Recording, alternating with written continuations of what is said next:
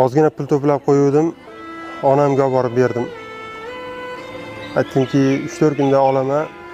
Hayvon qilib qo'ymoqchiman boqishga dedim. Oradan ozgina vaqt o'tdi-da, onamdan pulni so'rasam, bolam uyga kerak bo'lib qoluvdi. Ishlatib qo'ydi-da, seni puling dedi.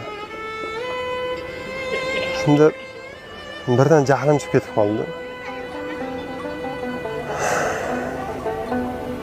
Shuni aytib qo'ysangiz bo'lardi-yu, biroq so'ramabsiz-da, devordim-da tasodifan.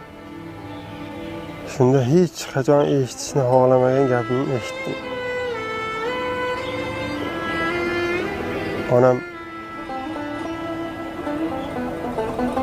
ering topganini o'ynab yeysan, o'g'ling topganini o'ylab yerkansan-da bolam.